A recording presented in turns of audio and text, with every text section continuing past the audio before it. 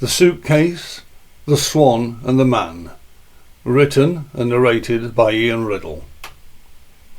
This is the third in a suite of 3 short stories collectively called A Set of Luggage. It was first published in Collected Writings, Ian Riddle, Volume 3. The opening line to the story is taken from the song The Traitor by Leonard Cohen. His copyright 1979. Now the Swan, it floated on the English River, or rather, in this case it didn't. It had intended to, but its path through the water was blocked this particular morning.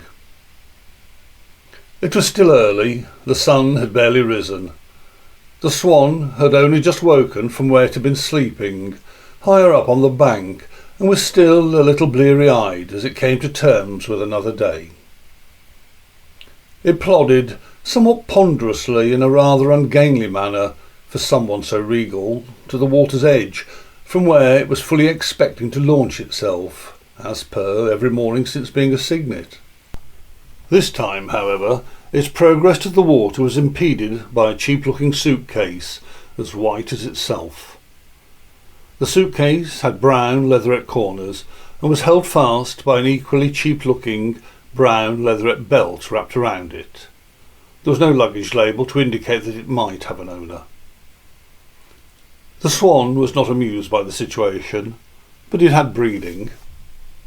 "Morning," said the Swan, trying to be polite, although it was a little agitated to find its daily routine being thrown out of kilter. Being a bird with royal connections, the Swan wasn't used to having anyone stand in his path. "Morning, Governor," replied the suitcase unabashed. "Nice morning for a swim." "It would be, if I could get into the water, but..." And here the Swan paused. He didn't want to sound impolite in any way, "but you're rather blocking my way."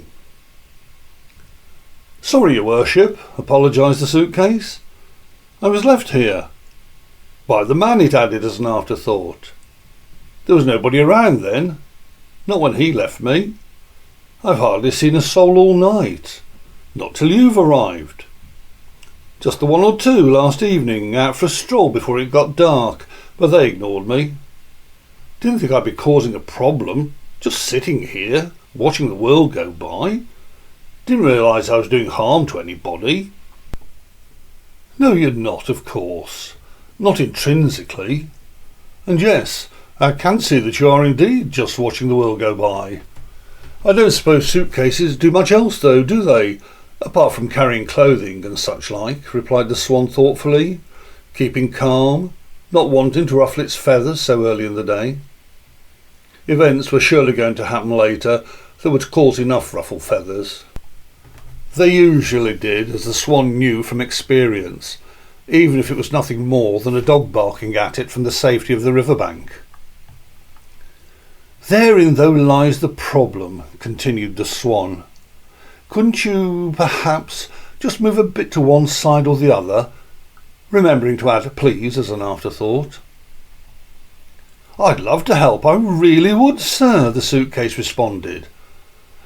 "I don't wish to appear as being awkward in any way, but as you can see, I don't have any legs. I can't move." The Swan could only nod in agreement.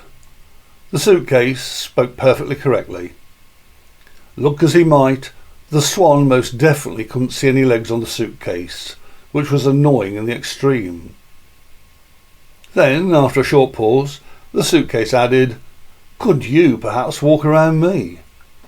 After all, you've got legs. It would be easier for you." "Not easier, no," said the Swan. "You see, where you're standing is the point, the exact point at which I've always launched myself ever since a cygnet. Never to the right, never to the left, not an inch either way. That point exactly. If you care to notice, I've worn something of a path from where I sleep to that spot. That very spot. My spot, I'd even go so far as to say, that you now occupy." The suitcase duly noted the Swan's comment, although it did contest, if only to itself, that the Swan, as far as it was aware, didn't own that spot of land. It was sure that if it had asked the Swan to produce the deeds in evidence, it couldn't have. But being an easy-going piece of luggage, though, and not wanting to exacerbate the situation, the suitcase continued. "We seem to have something of an impasse," it said. "I can't move even if I wanted to, and believe me, Squire, I'd move if I could. Equally, you don't want to go around me for whatever reason. However, couldn't you make an exception just this once? It would solve the problem, surely." "Well, yes it would, but I can't. I really can't. I'm terribly superstitious, you see," replied the Swan. "I even start the day by putting my right foot forward first. I'm sure it'd be dreadfully bad luck for me to break my routine. I'd most likely drown if I did, or at the very least, I'm certain I'd end up with a chill. I'd definitely have a bad day, that's for sure. The consequences are too dire to contemplate." "Oh dear, Squire," said the suitcase. "OCD and no mistake. You have got it bad, haven't you? We'll need to think about this for a moment." The Swan settled down on the grass in front of the suitcase, lowering its head to suitcase height, whilst they both gave thought to the problem and sought how best to resolve it. The resolution, when it came, was simpler and swifter than either of them could have imagined, though, for as they sat and pondered, each in their different way, the man whom it appeared was the owner of the suitcase came along. Tall as a clock tower in comparison with the other two, and wearing a long cashmere coat in navy, with a colour-matching feather on his head, he cut quite a suave figure. The man paused in front of the both of them. "Morning, Swan," said the man, tipping his hat, while simultaneously giving the suitcase a scowl.